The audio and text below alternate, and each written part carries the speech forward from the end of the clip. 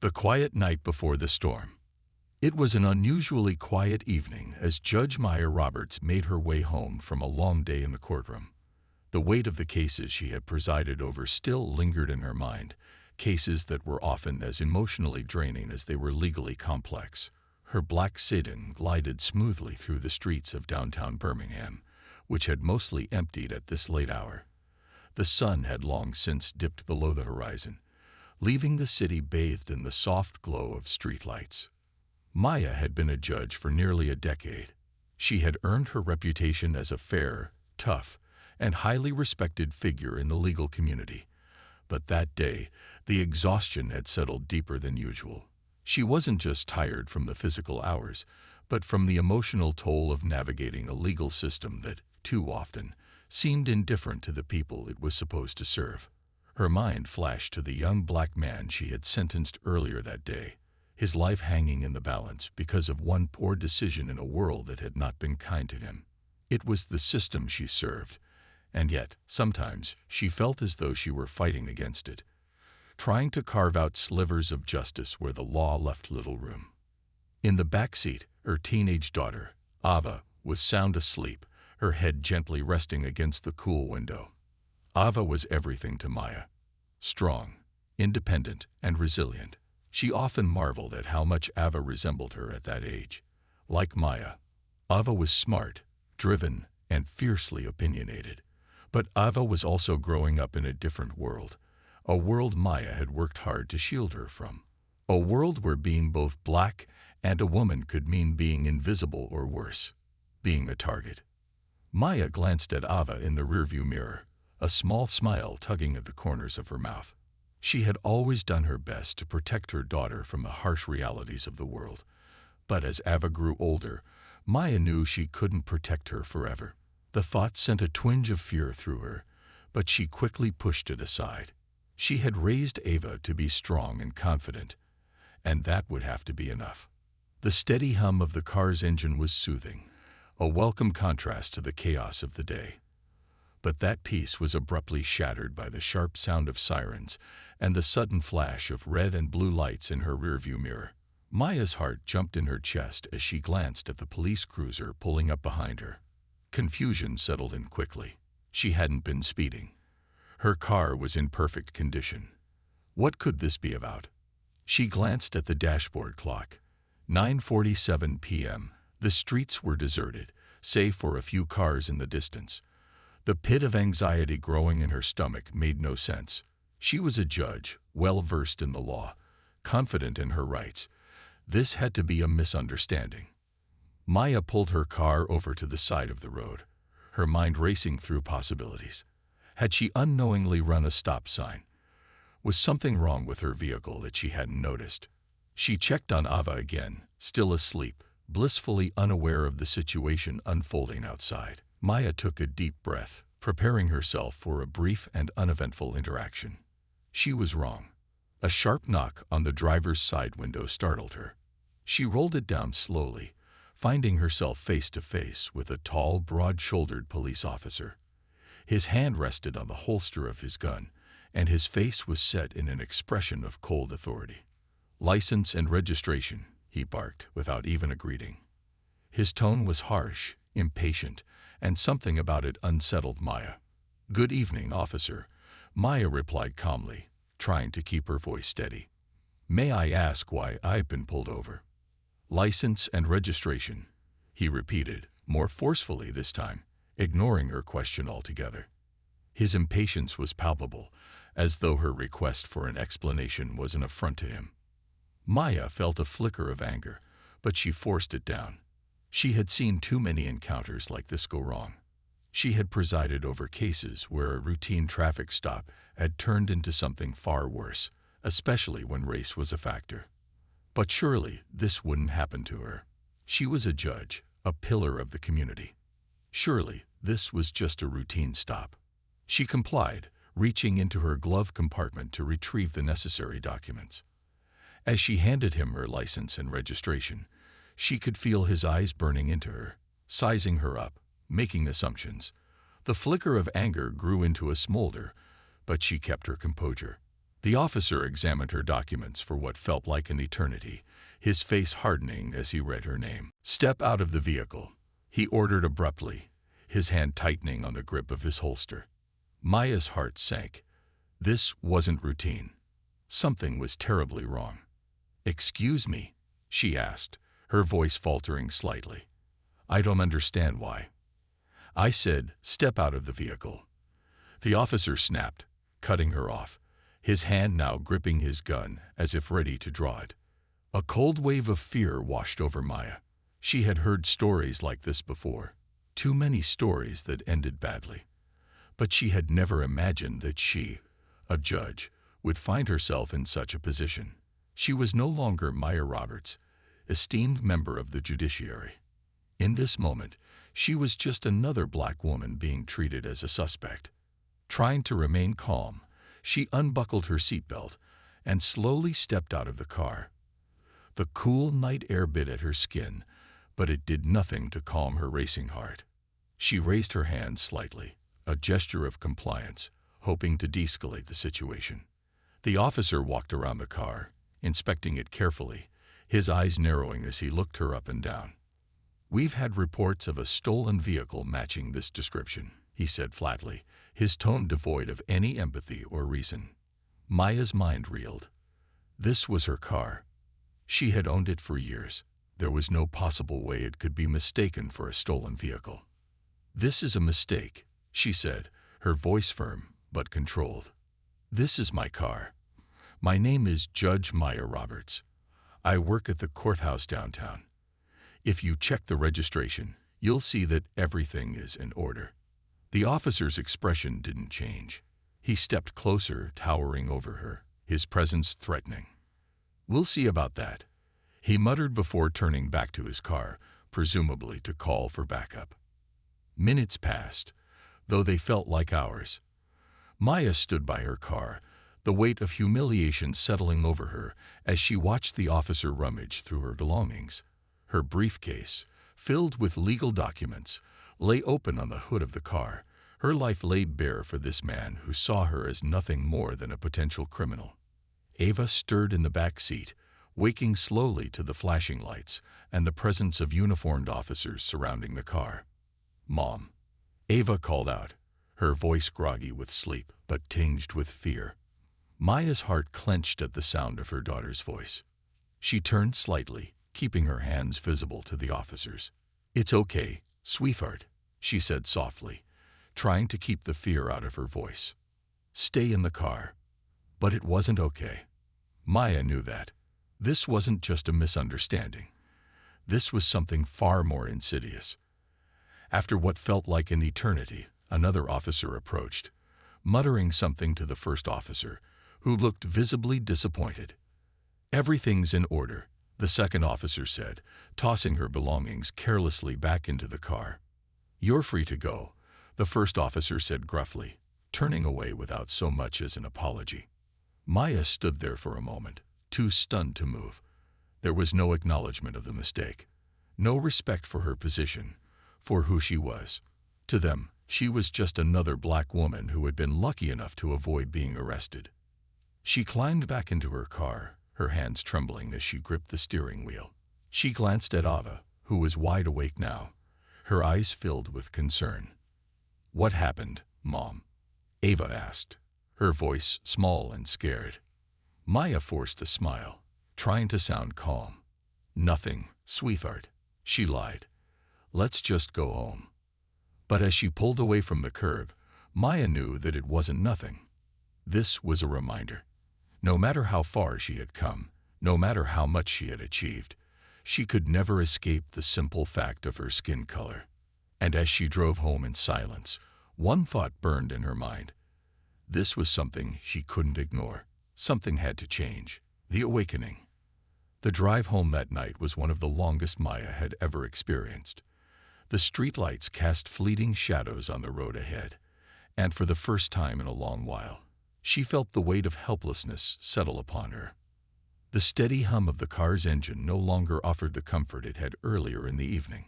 Instead, It seemed to reverberate with the tension that gripped her entire being. The reality of what had just transpired was beginning to sink in, and with each passing minute, her calm demeanor unraveled. Maya had spent years fighting for justice, sitting in courtrooms day after day, overseeing cases that often involved people who felt marginalized and wronged by the system. She had always believed that her position in the judiciary meant something, that it afforded her a level of protection, that her robes were a shield against the biases of the world. But tonight, that illusion had been shattered. Her thoughts drifted back to the officer's face, the coldness in his eyes, the dismissive tone in his voice, the way he had sized her up without a second thought. Maya was no stranger to racism. She had experienced her share of microaggressions and outright discrimination over the years. But this was different. This was blatant, raw, and inescapable. No title or position of power could shield her from it. Ava, sitting quietly in the backseat, finally broke the heavy silence. "Mom, what did that officer want?" Her voice was small, hesitant, as if she wasn't sure she should ask. Maya glanced at her through the rearview mirror, her heart aching. Ava was only 16, just beginning to understand the complexities of the world. But Maya had hoped, perhaps naively, that she could keep her daughter insulated from this particular kind of ugliness for a little while longer. But that night had changed everything. It was a harsh reminder that no matter how successful or educated or respected they were, the color of their skin would always make them vulnerable. "He thought something was wrong with the car," Maya said, trying to keep her voice calm and steady. "But everything's fine now. We're okay." Ava, though young, was perceptive. "It didn't seem like he thought that," she said, her tone careful but curious. Maya sighed. She didn't want to burden her daughter with the full weight of what had happened, but she also didn't want to lie. "No, it didn't," she admitted. "But sometimes, people don't treat others the way they should. It doesn't mean it's right, but it happens. What's important is that we're safe now." The words felt hollow as they left her lips, but Ava seemed to accept them for the moment. Maya could tell her daughter was still processing everything that had happened. So was she. The rest of the drive passed in silence. When they finally pulled into the driveway of their suburban home, the familiar sight of their white picket fence and neatly trimmed hedges offered little comfort. Normally, Maya would feel a sense of relief washing over her as they returned to this sanctuary, a refuge from the chaotic world outside. But tonight, the walls of her home felt thin, fragile, unable to protect her from the injustice that had found her on the quiet streets of Birmingham. Ava climbed out of the car, her movements slow, as if she were carrying the same weight as her mother. "I'm going to bed," she said softly. "Good night, Mom." Maya smiled at her, though the smile didn't reach her eyes. "Good night, sweetheart. I'll come check on you in a bit." She watched as Ava disappeared into the house before lingering outside, leaning against the car. The cool night air did little to calm the storm brewing inside her. Anger, frustration, shame, they all simmered just beneath the surface, threatening to boil over. Maya had spent her entire career fighting for justice, believing that the law was a tool for good, for equality. But tonight, she was forced to confront a painful truth. The very system she had dedicated her life to was still deeply flawed. The officer hadn't cared that she was a judge. He hadn't cared about her years of service, her commitment to justice, or her position of authority. All he had seen was a black woman behind the wheel of a nice car, and that had been enough to treat her like a criminal. It didn't matter that she had followed the law to the letter. It didn't matter that she had done everything right. Maya had always believed that if she worked hard enough, if she played by the rules, she could transcend the limitations placed on her by society's prejudices. But now, standing in the darkness outside her home, she realized how naive that belief had been. The law wasn't always just. The system wasn't always fair. And in this moment, it had turned on her, reducing her to nothing more than the color of her skin. She clenched her fists, feeling the anger rise again. It wasn't just about the traffic stop. It was about the countless other black men and women who had been treated the same way. People who didn't have the privilege of being a judge. People whose stories didn't make the headlines, whose voices weren't heard. Maya had seen the aftermath of these encounters in her courtroom. She had heard the stories of people who had been harassed, arrested, and even brutalized by the very people who were supposed to protect them. But now, she had experienced it herself, and she couldn't just let it go. She took out her phone, her thumb hovering over the screen as she debated what to do next. She had connections, people she could call, people who could help her make sense of this, people who would listen. But part of her hesitated. Speaking out would mean putting herself in the spotlight. It would mean facing the potential backlash, the questions about her credibility, the whispers about whether she was overreacting. And as a judge, she knew better than most how the system worked, how difficult it could be to challenge the institutions that were designed to protect themselves. But Maya wasn't just a judge, she was a mother. And as she thought about Ava, asleep upstairs, her heart hardened with resolve. She couldn't let her daughter grow up in a world where this kind of treatment was acceptable, where being black meant being a target. Something had to change. Maya dialed a number she hadn't used in years. Robert King, a civil rights attorney and an old friend, answered on the third ring.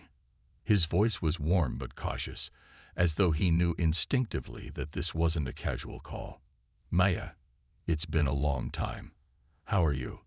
Maya took a deep breath. I've been better, Robert. Something happened tonight, and I need your help. She recounted the events of the evening, the traffic stop, the officer's hostility, the way she had been treated as though she were a criminal. Robert listened quietly, his silence speaking volumes. That's unacceptable, he finally said, his voice tight with anger. Maya, I'm so sorry. But you know as well as I do that this isn't an isolated incident. I know, Maya said, her voice quiet but filled with determination. That's why I can't just let it go. I need to do something about this. There was a pause on the other end of the line before Robert responded. You're talking about going public, aren't you? Maya nodded, though he couldn't see her. Yes. This isn't just about me.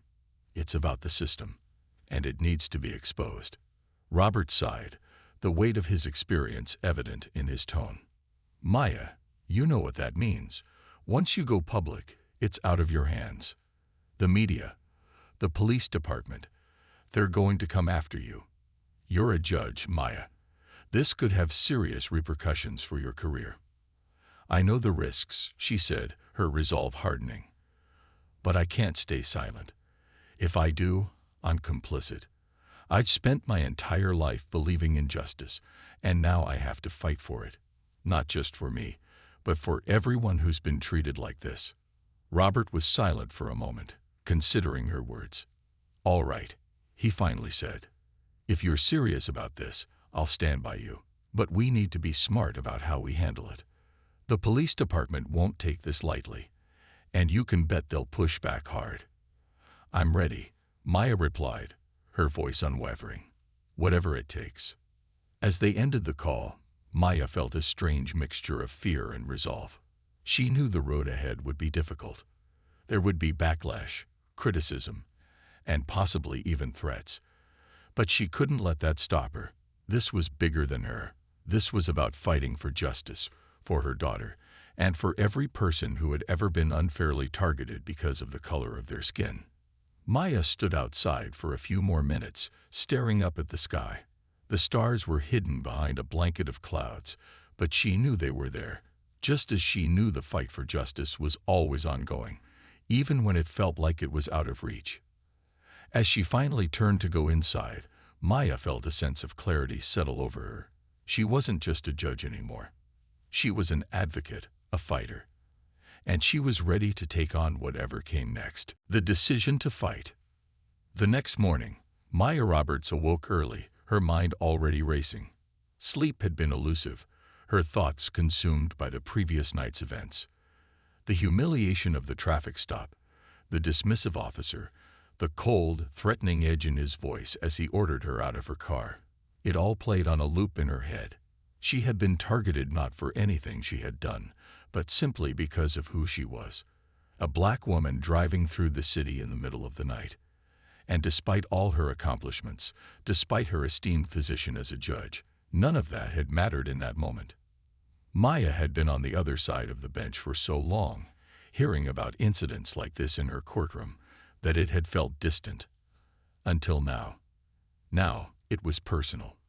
And the raw emotion of that realization had left her both shaken and emboldened. The time had come to act. As the first rays of sunlight filtered through the curtains of her bedroom, Maya sat on the edge of her bed, her hands gripping the phone. She had thought long and hard about what she was going to do, and she knew there was no turning back. She opened her contacts and scrolled to Robert King's number. She didn't hesitate this time. "Robert," she said when he picked up after the first ring, his voice thick with sleep. "I'm ready to take this public." There was a brief pause, followed by the sound of rustling sheets. She could picture him sitting up in bed, rubbing his eyes as he processed her words. "Maya, are you sure about this?" Robert asked, his voice cautious but steady. "I know we talked about it last night, but you need to understand what this is going to mean. Once we go down this road, there's no going back." "I've thought about it all night," she replied, her tone firm, though she could still feel the weight of the decision settling over her. "I know the risks, but if I stay silent, nothing will change. I've spent my entire career believing in justice, and now I have to fight for it. Out of the courtroom and in the public eye. This isn't just about me, Robert. It's about all the people who don't have a voice." Robert sighed on the other end of the line. "You know I've got your back, Maya. But the media, they'll twist your words. They'll dig into your life, your past, and they'll use anything they can find against you. You need to be prepared for that." Maya took a deep breath, her fingers tightening around the phone. "I'm ready," she said, and for the first time that morning, she truly believed it. After ending the call, Maya stood and moved to the window, staring out at the quiet, tree-lined street. She lived in a beautiful neighborhood, a product of years of hard work and perseverance. But she knew that even here, in this sanctuary she had built, she wasn't immune to the prejudices of the world. The events of the previous night had proved that all too clearly. Ava was still asleep in the next room, and Maya felt a pang of guilt for what her daughter had witnessed. She had always tried to protect Ava, to keep her from the harsh realities of racism. But that bubble had burst, and there was no going back. Now, all Maya could do was prepare her daughter for the world as it truly was, and fight to change that world in whatever way she could. She made her way to the kitchen, where the comforting aroma of freshly brewed coffee greeted her. The kitchen was her favorite room in the house, with its soft, natural light and clean lines. It was a space where she often found solace after long days in the courtroom. But today, the comfort it usually brought felt distant, overshadowed by the gravity of what she was about to do. Sitting down at the kitchen table, Maya pulled out her laptop and began drafting a statement. Her fingers hovered over the keys as she considered her words carefully. She knew that every sentence, every phrase, would be scrutinized by the public and the media. She needed to be precise and clear. She needed to tell her story in a way that would resonate with people, that would show them that this wasn't just an isolated incident. This was a symptom of a much larger problem, one that permeated the very system she had dedicated her life to.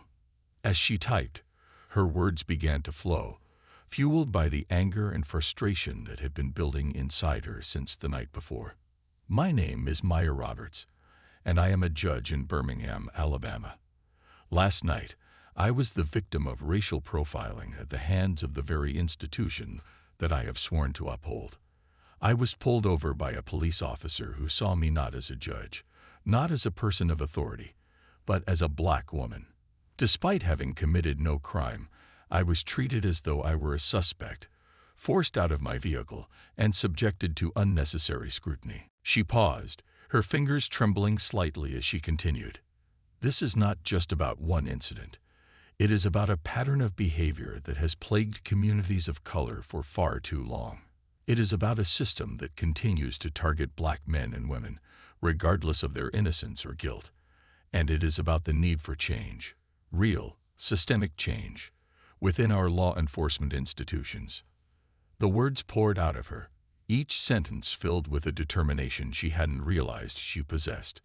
This wasn't just a statement of grievance. It was a call to action, a declaration that she would no longer stand by while injustice continued to flourish in the shadows. When she finished, she read over the statement several times, making small edits here and there, until it felt just right. She sent the draft to Robert, who had agreed to review it before they made it public. Once the statement was out of her hands, Maya leaned back in her chair, staring at the ceiling. The kitchen was quiet, save for the faint ticking of the clock on the wall.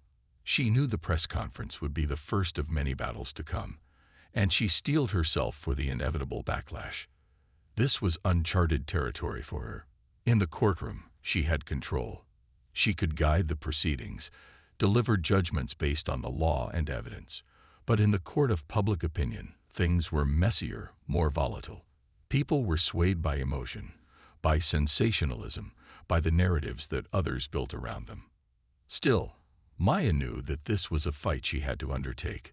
The alternative, staying silent, letting the moment pass, was unthinkable. Later that morning, as Eva emerged from her room, still groggy from sleep, Maya forced a smile and greeted her daughter with a warm hug. "Good morning, sweetheart," she said, holding Eva close for a moment longer than usual. Eva pulled back slightly, her brow furrowed with concern. "Mom, are you okay?" she asked, her voice tinged with worry. Maya hesitated for a second, then nodded. "I'm fine, baby. I just have some important things I need to take care of today." Eva's eyes lingered on her mother's face, as if she could sense the turmoil just beneath the surface. But she didn't press further. Instead, she nodded and headed toward the kitchen to grab a quick breakfast. As Eva busied herself with pouring cereal, Maya stood by the counter, watching her daughter with a mixture of pride and sadness. Eva was strong, just like Maya had been at her age, but she was still so young. Maya wished, more than anything, that she could protect her from the harsh realities of the world. But after last night, it was clear that was no longer possible. Before Eva left for school, Maya gently pulled her aside. "Eva, there's something I need to tell you," she began, her voice soft but serious. "You know what happened last night, with the police?" Eva nodded, her expression cautious. "Well, I've decided to take it public," Maya continued. "I'm going to talk to the media about what happened. I need to speak out, not just for myself, but for everyone who's experienced something like this."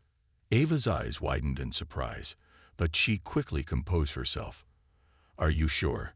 she asked, her voice barely above a whisper. Maya smiled, brushing a strand of hair from Eva's face. "I'm sure," she said, her tone resolute. "It's the right thing to do. I want you to know that no matter what happens, I'm doing this because I believe in justice, and I want to make this world a better place, for you and for everyone who comes after you." Eva hugged her mother tightly, and for a moment, Maya allowed herself to feel the warmth of that embrace, to take strength from it. When they finally parted, Eva gave her a small smile, though Maya could still see the worry in her daughter's eyes. "Be careful, Mom," Eva whispered before grabbing her backpack and heading out the door. Maya watched her go, her heart heavy but determined. She had made her decision, and there was no turning back now. The hours that followed were a blur of phone calls and preparations. Robert had arranged for a press conference on the steps of the courthouse, a symbolic location that Maya had agreed was the perfect backdrop for her message. Civil rights leaders, community organizers, and members of the media had already begun to take notice of the story. And Maya knew that once the press conference was underway, the ripple effects would be felt far and wide. As the time drew closer, Maya found herself standing in front of the bathroom mirror, staring at her reflection. She looked calm, composed, every bit the powerful judge she had always been. But underneath that veneer of control, a storm was brewing. She knew that by going public, she was stepping into a maelstrom. The media would scrutinize every word she said, and the police department would undoubtedly push back, trying to discredit her. But this was bigger than her reputation. This was about truth, about justice, about standing up for what was right. Taking a deep breath, Maya straightened her blazer and smoothed down her hair. She was ready. As she stepped out of her house and into the bright sunlight, she knew that today would mark the beginning of a long, difficult fight. But she also knew that she was not alone. The public battle begins. The morning of the press conference dawned crisp and clear, a stark contrast to the whirlwind of emotions and decisions swirling in Maya's mind. She had always been the calm in the storm, whether on the bench or in her personal life. But today, her calm was deliberate, almost forced. This day was different. Today, she was stepping out from behind the protective walls of her courtroom and into the full, unrelenting gaze of the public. As she prepared herself, pulling on her carefully pressed suit and applying the finishing touches to her makeup, Maya felt the weight of what was about to happen settle heavily on her shoulders. This wasn't just another day in the courtroom, nor was it another speech to an audience of peers. This was a confrontation with a system that, despite her years of fighting for justice, had turned its back on her. A system that had shown her, in no uncertain terms, that her status, her achievements, and her education did not shield her from the deep-seated biases that had existed for centuries. Her phone buzzed with a text message from Robert. "We're ready whenever you are. The crowd is already forming." Maya glanced at the time. The press conference was scheduled to start in less than an hour. It was almost time. She took a deep breath, casting a glance at the framed photographs on the wall of her home office. In one, she stood in her judicial robes, freshly appointed to the bench, her mother beaming with pride by her side. In another, she was holding Ava as a baby. The two of them bathed in the golden light of a summer afternoon, smiling as though the world were full of nothing but hope and possibility. That was the world she had fought to create for her daughter, a world where hard work, perseverance, and doing the right thing mattered. But the events of the past few days had shaken that belief. Last night, she had stared up at the ceiling, sleepless, wondering if all her efforts had been in vain. Was this fight even winnable? Was it possible to dismantle a system so deeply rooted in inequality? The thought of failure gnawed at her. But giving up wasn't an option. She couldn't allow herself that luxury. Not when so much was at stake. As she walked downstairs, Ava was waiting for her in the living room, her expression tight with concern. The quiet strength in her daughter's eyes was a reflection of Maya's own resolve. "You look great, Mom," Ava said softly, trying to mask the fear and uncertainty she must have been feeling. "Are you nervous?" Maya smiled at her daughter, but it was a smile tinged with the weight of what was about to happen. "A little," she admitted, "but I'm ready." "Are you sure you have to do this?" Ava asked, her voice laced with worry. "I mean, what if things get really bad? What if people—" Maya stepped closer, placing a hand on Ava's shoulder. "Things might get hard," she acknowledged, "but I have to do this. Not just for me, but for everyone who has gone through something like this. If we don't stand up now, then nothing changes. And if nothing changes, then the world will keep treating people like us this way." Ava nodded, though her expression remained conflicted. "Just promise me you'll be careful. I don't want them to hurt you." Maya's heart tightened at Ava's words, and for a moment, the fierce protector in her wanted to abandon the entire thing, to shield her daughter from the ugliness that was about to unfold. But she couldn't. It was too late to turn back now. "I promise," Maya said, pulling Ava into a tight hug. "I'll be careful. And no matter what happens, we'll get through this together." With that, she kissed Ava on the forehead and grabbed her briefcase, heading out the door to the waiting car. The drive to the courthouse was quiet, the tension in the air palpable. Robert sat in the passenger seat beside her, flipping through a stack of notes and reviewing the logistics of the press conference. Maya appreciated his presence, his calm professionalism. They had known each other for years, since their days as young attorneys, both of them idealistic and hungry for justice. Back then, they had fought battles against corrupt corporations and discriminatory laws, believing they could change the world one case at a time. Now, here they were again, fighting for something bigger, something deeply personal. As they approached the courthouse, the sight of the growing crowd took Maya's breath away. The courthouse steps were swarming with people, journalists with cameras and microphones, activists holding signs, members of the community who had come to bear witness. The buzz of conversation, the flash of cameras, the sea of faces, it all felt overwhelming for a moment. Maya had expected media attention, but the sheer scale of it was larger than she had anticipated. Robert glanced at her. "You ready for this?" Maya nodded, though her stomach churned with nerves. "I'm ready." The car pulled to a stop, and as Maya stepped out, the crowd seemed to swell, the press closing in, shouting questions as they tried to jockey for position. But Maya kept her head high, her face composed. Years of courtroom experience had taught her how to maintain a calm exterior, even when chaos raged around her. The steps of the courthouse felt steeper than usual as she ascended, each step bringing her closer to the podium where she would address the crowd. Robert stood beside her, along with several leaders from local civil rights organizations who had pledged their support. The backing of these groups was crucial. It lent weight to her message and helped frame this as more than just a personal grievance. This was about a system-wide problem, a structural issue that affected countless others. The podium stood ready, a sea of microphones perched atop it like blackbirds waiting to take flight. Maya felt the eyes of the crowd on her, felt the weight of their expectations pressing down on her. This was it. This was her moment to speak out, to make her case not just in the courtroom, but in the court of public opinion.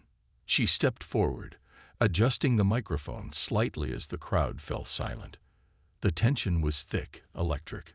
Maya glanced out over the sea of faces, some supportive, some skeptical, all watching, waiting.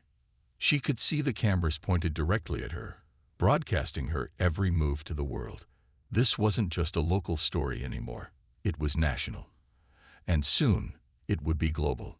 Taking a deep breath, Maya began. "Good morning," she said, her voice steady but full of emotion. "I stand before you today, not just as a judge, but as a Black woman, a woman who has spent her life upholding the law and seeking justice.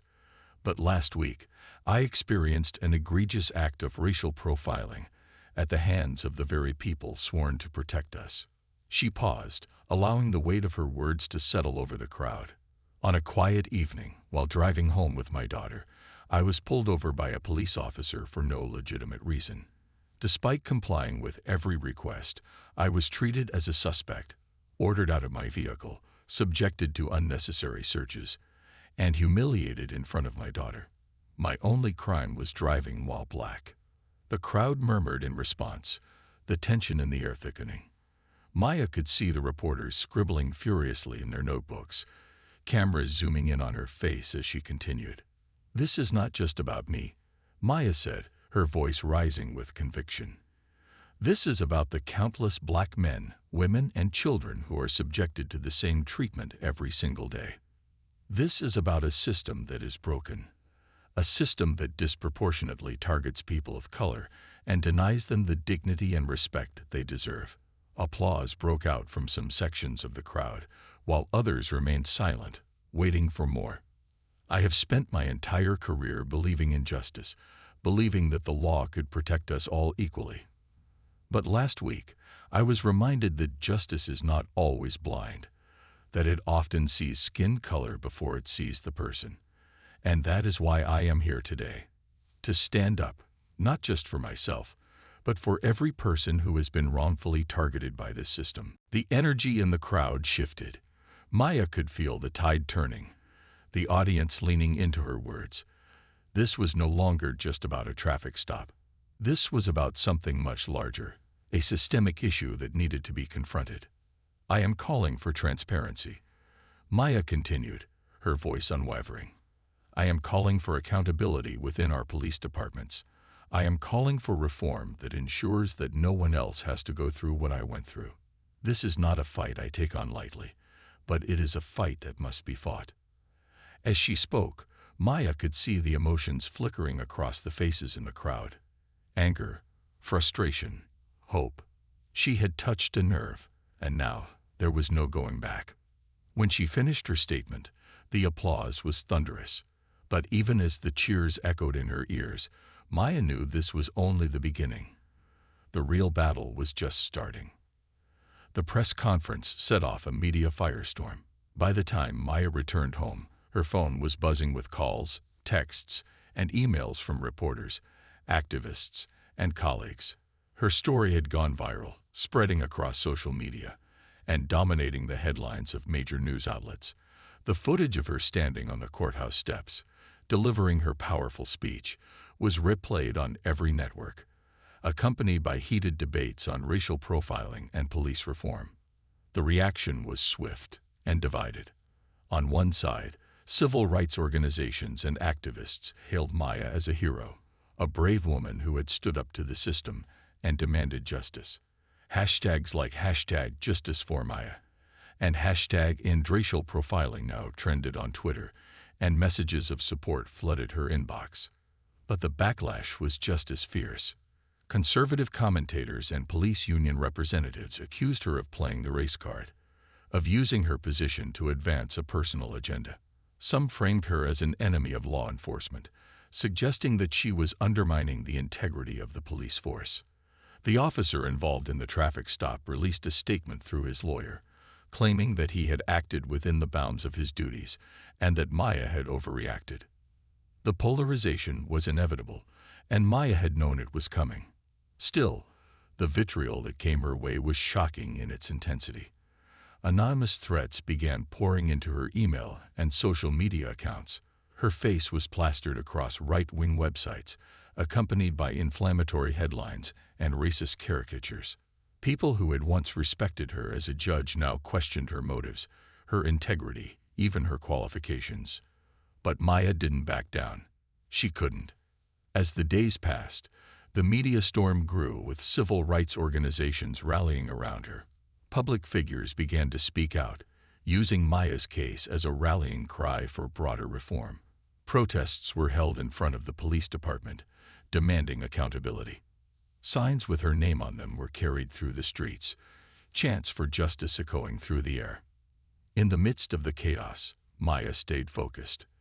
This wasn't just about her anymore. It was about exposing the system for what it was, and about pushing for real, lasting change. One evening, as she sat at her kitchen table, poring over legal documents and preparing for the next stage of the fight, Ava walked in, her face drawn with concern. "Mom, are you okay?" she asked, sitting down across from her. Maya looked up from her papers, offering her daughter a tired smile. "I'm okay, sweetheart. It's just been a long few days." Ava hesitated before speaking again. "I'm proud of you, for standing up, for fighting back." Maya's heart swelled with pride and love for her daughter. "Thank you, Ava. That means a lot to me." "But," Ava trailed off, her brow furrowed, "do you ever wish you hadn't done it? That you just stayed quiet?" Maya considered the question carefully before answering. "There are moments when it's hard," she admitted, "when the backlash feels overwhelming, and when the threats make me wonder if it's worth it. But then I think about the people who don't have a platform, who don't have a voice. And I know I made the right choice." Ava nodded, her eyes shining with understanding. "I think so too." As Maya reached across the table to squeeze Ava's hand, she felt a renewed sense of purpose settle over her. This fight was far from over, but she wasn't alone. She had her daughter, her community, and a growing movement behind her. Together, they would continue the battle for justice, no matter how long it took. The backlash and the rising movement. The days following Maya's public stand were a whirlwind of media appearances, strategy meetings, and a growing wave of support. What had begun as a deeply personal confrontation with racial profiling had now snowballed into something much larger, a movement that was reaching people across the nation. Everywhere she turned, there were reminders of just how significant her stand had become. Civil rights organizations rallied behind her, celebrities tweeted in support of her cause, and activists took to the streets, holding signs with her face on them and chanting her name alongside calls for systemic reform. But with all the attention came an equally fierce and venomous backlash. Maya had expected it. Robert had warned her from the beginning that the road ahead would be treacherous, especially for someone in her position. But knowing it and experiencing it were two different things. The backlash came swiftly, and it came hard. The morning after her press conference, Maya sat at her kitchen table, sipping coffee and scrolling through the news on her phone. Her name dominated the headlines. Judge Maya Roberts takes stand against racial profiling. Birmingham judge sparks national debate on police reform. Justice or controversy. Judge Roberts accuses police of racial profiling. But the news wasn't just limited to reputable outlets. The more she scrolled, the more toxic the headlines became. The comment sections were filled with vitriol. Anonymous users hurled racist insults, questioning her integrity and motives. They accused her of being an opportunist, someone playing the race card to gain fame. Others claimed she was anti-police or ungrateful for the protection law enforcement provided. Even more troubling were the threats. Though most were anonymous, the intensity of the language was chilling. Emails flooded her inbox, warning her to back down or face the consequences. You think you're so smart because you're a judge, but we know where you live. Read one particularly menacing message. Another warned her that people like you get what's coming when they try to take on the police. Her hand shook as she read the messages, the threats feeling like a tangible presence lurking just outside her door. For the first time since deciding to go public, she felt real fear. Not just for herself, but for Ava. What if these people weren't just making empty threats? What if they acted on them? Her phone buzzed, pulling her out of her thoughts. It was Robert. He had been calling regularly, checking in on her as the situation escalated. His calm, steady voice had become a lifeline in the chaos. "How are you holding up?" he asked as soon as she answered. Maya hesitated before responding, the weight of the threats and backlash heavy on her chest. I'm okay," she said, though the tremor in her voice betrayed her. "It's just a lot. The messages, the threats, it's more than I expected." Robert sighed on the other end of the line. "I know. It's ugly, Maya. But we knew this would happen. The people who want to maintain the status quo, they're scared. And when people are scared, they lash out. They'll try to intimidate you, to silence you. But that just means you're hitting a nerve. They know you're a threat to their way of doing things. I just didn't think it would get so personal so fast," Maya admitted, glancing at the front door as if she could see the faceless threats lurking outside. "That's because you've become more than just a judge in their eyes," Robert said. "You're a symbol now. To some people, you represent hope, change, the possibility of something better. But to others, you're a threat, a reminder that the system they've benefited from might actually be broken." Maya swallowed hard. "And what about Ava? She's already been through so much. I don't want her to be scared." Robert's voice softened. "I understand. It's a lot for her to take in. But I've known you a long time, Maya, and you've always been a fighter. You've raised Ava to be strong, too. She'll be okay because she has you. And as long as we stay smart and stay focused, we'll get through this." Maya nodded, even though Robert couldn't see her. "You're right," she said, her resolve hardening. "We've come too far to back down now. I won't let them intimidate me into silence." As the days wore on, the media frenzy only grew. Each day brought new developments, new angles to the story. Civil rights leaders held rallies in Maya's honor, calling for nationwide police reform. They used her story as a symbol of what was wrong with law enforcement and the systemic racism embedded within it. The public outcry for change was louder than it had been in years, and Maya found herself at the center of it all. She was invited to appear on major news networks, where hosts grilled her about the traffic stop, about her decision to speak out, and about her views on the broader issue of racial profiling. Some interviews were supportive, with journalists treating her as a hero for taking a stand against injustice. Others were more hostile, with interviewers questioning her motives and suggesting that she was exaggerating the incident for personal gain. Maya had always been articulate and composed, skills honed through years in the courtroom. But now, every word she said was scrutinized, every facial expression dissected. She had to be careful. One misstep, one poorly phrased answer, and the media could twist it into something damaging. But despite the pressure, Maya held firm. She spoke with conviction, driven by the belief that this fight was necessary, no matter how hard it became. But as her public profile grew, so did the backlash from law enforcement. The police department issued a formal statement, defending the actions of the officer who had pulled her over. They framed the incident as a routine traffic stop and accused Maya of blowing the situation out of proportion. They claimed that the officer had followed standard protocol and that there was no evidence of racial profiling. The local police union was even more aggressive, holding their own press conference where they accused Maya of launching an attack on law enforcement.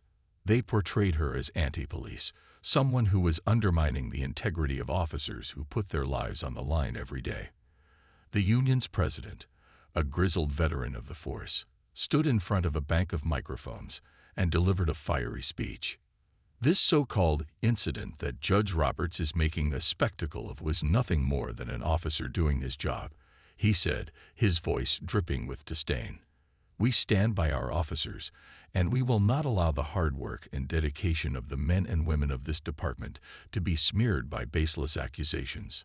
The police chief, while more measured in his response, also subtly cast doubt on Maya's version of events. In his own press conference, he stated that the department had launched an internal investigation into the traffic stop, but that, so far, no wrongdoing had been found. He praised the officers' professionalism and emphasized that the police were simply following up on reports of a stolen vehicle, a claim Maya had already debunked. Maya watched the police press conference with a growing sense of disbelief. The way they twisted the narrative, turning her legitimate grievances into an attack on all police, was infuriating. It was a tactic she had seen time and again: shift the blame, change the narrative, and paint the victim as the aggressor. They're trying to discredit me, Maya said to Robert during a late-night phone call, her frustration evident in every word. They're acting like I imagined the whole thing. That's their playbook, Robert replied. If they can make this about you, about your emotions, or your interpretation of events, they can avoid dealing with the real issue. They'll try to turn this into a he said, she said scenario to make it seem like a misunderstanding rather than a symptom of a broken system. Maya clenched her fists. But this wasn't a misunderstanding. It was racial profiling, plain and simple. I know that, and you know that, Robert said. But the police department isn't just going to admit they were wrong. They're going to fight this every step of the way. That's why we need to keep the pressure on. We need to make sure that this doesn't get swept under the rug.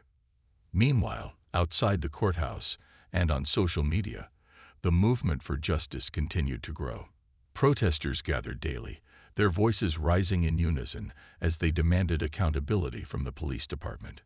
Signs reading "Justice for Maya" and "End Racial Profiling" were held high as the crowd swelled, their chants echoing through the city streets. Maya received messages of support from all corners of the country. People shared their own stories of being profiled, of being treated like criminals simply because of the color of their skin.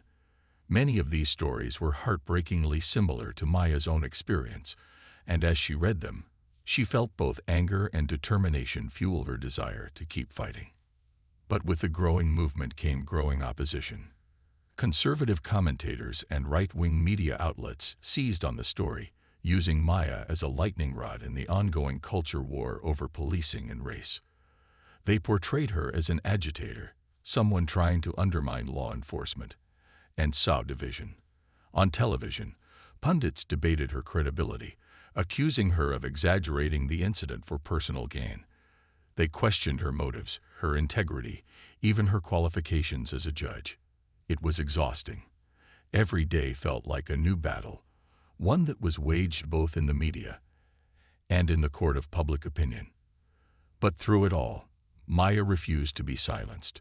One afternoon, as she prepared for yet another meeting with her legal team, Ava came into her office, her expression serious.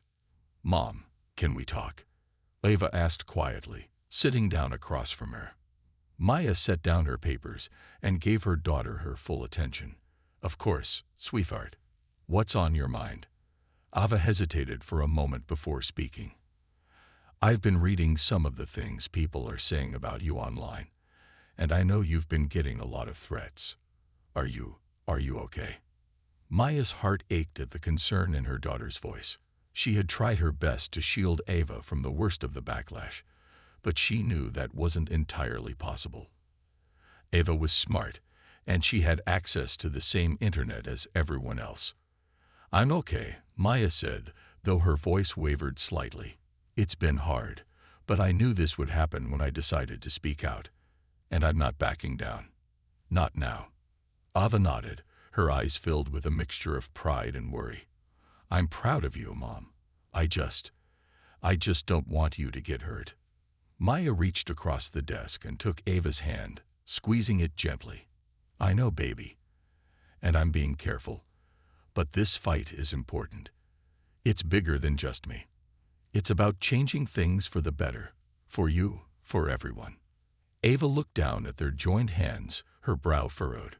"Do you ever feel scared?" Maya paused, considering the question. "Yes," she admitted, "I do. But I also know that fear can't stop us from doing what's right.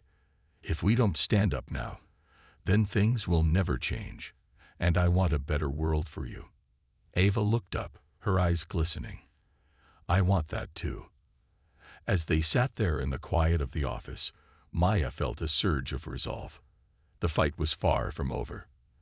The police department was pushing back harder than she had anticipated, and the media was doing its best to twist the narrative. But the movement for justice was growing, and with every protest, every message of support, every new story that came to light, Maya knew she wasn't alone. This was no longer just about a traffic stop. It was about exposing the deep flaws in the system, flaws that had existed for far too long. It was about holding those in power accountable. It was about fighting for a future where people like her daughter wouldn't have to live in fear of being profiled, harassed, or worse. As the sun set outside, casting long shadows across the office, Maya felt a renewed sense of purpose. The road ahead would be long and difficult, but she was ready for it. Because this was no longer just her battle. It was a battle for justice, for truth, and for a future where equality wasn't just an ideal, but a reality. And Maya Roberts was prepared to fight for that future, no matter the cost. The courtroom showdown and a new dawn. As Maya stood at the courthouse steps on the morning of the trial, the gravity of what was about to unfold settled into her bones. For weeks, she had been the focus of public scrutiny, praised by some, vilified by others. The press conference had ignited a national conversation on racial profiling and police reform, and her story had become a lightning rod for that debate.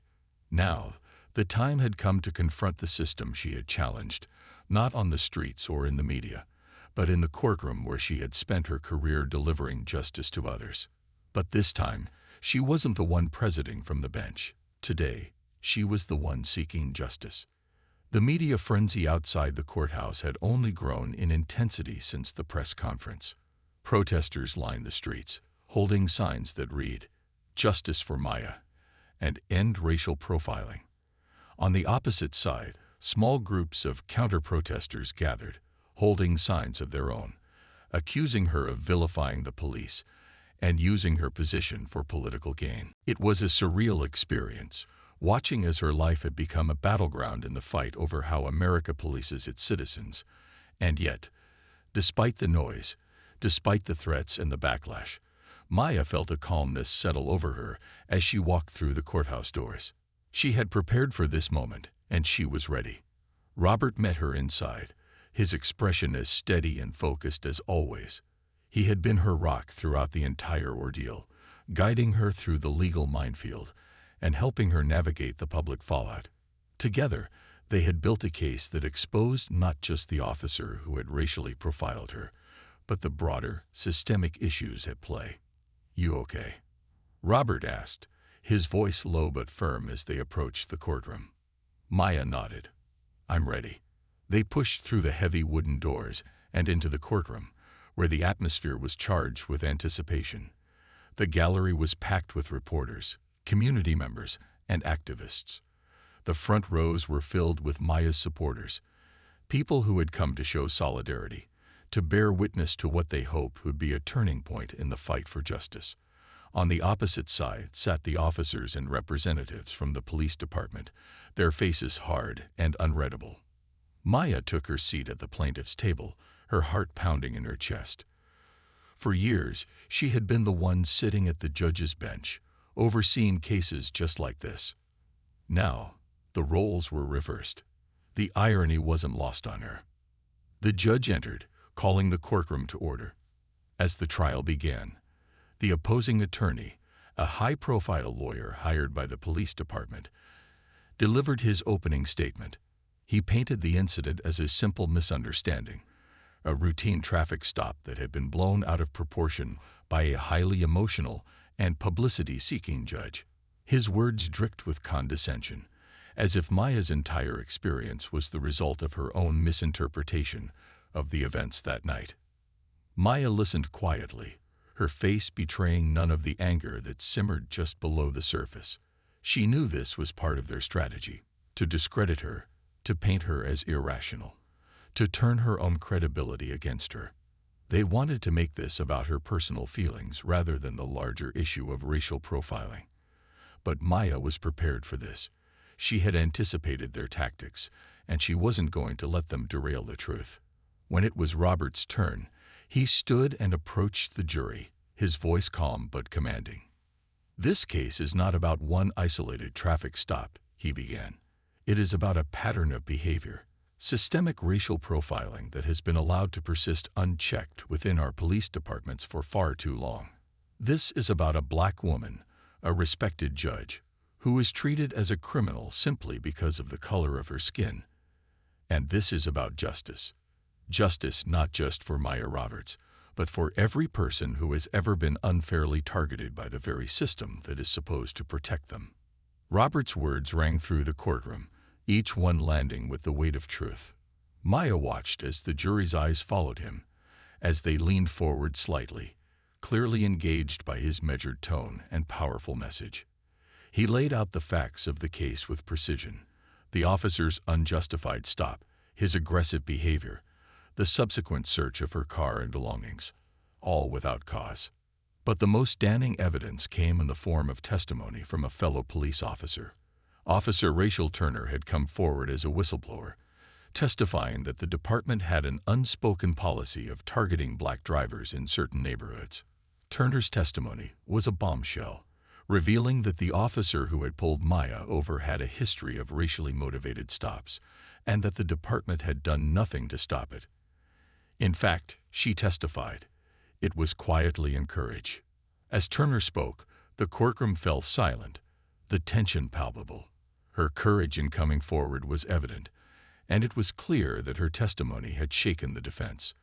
The police department's attorney tried to discredit her, questioning her motives, but Turner remained resolute, her voice unwavering, as she described the culture of racial profiling that permeated the department. When Maya took the stand, she knew this would be the most difficult part of the trial. It wasn't easy to relive the events of that night, to recount the humiliation and fear she had felt as the officer treated her like a suspect, like she didn't belong. But she also knew that her testimony was crucial, not just for her case, but for the larger fight. As she recounted the details of the traffic stop, Maya's voice remained steady, but the emotion in her words was undeniable. She described the officer's tone, the way he had gripped his gun, the look in his eyes that told her she wasn't a judge to him. She was just another black woman in the wrong place at the wrong time. "And how did that make you feel?" Robert asked, his voice soft but insistent. Maya paused, gathering her thoughts. "I felt powerless," she said finally, her voice catching slightly. "I felt like all the years I had spent working to build a career, to become someone respected in my community, meant nothing. In that moment, I wasn't a judge. I wasn't a professional. I was just a suspect. And no matter what I said or did, nothing could change that." The courtroom was silent, the weight of her words hanging in the air. As the trial continued, the evidence mounted. Testimonies from other black drivers who had been similarly targeted by the same officer were presented, painting a clear picture of a department that had turned a blind eye to discriminatory practices. The defense tried to push back, framing the officer's actions as standard procedure, but it was becoming increasingly difficult to deny the pattern of racial profiling that had been exposed. Outside the courtroom, the protests grew louder. The trial had sparked a national conversation about police accountability and racial justice. Activists from across the country had descended on Birmingham, using Maya's case as a rallying cry for broader reform. The movement was growing, and with it came a renewed sense of hope that change might finally be within reach. But with the hope came more threats.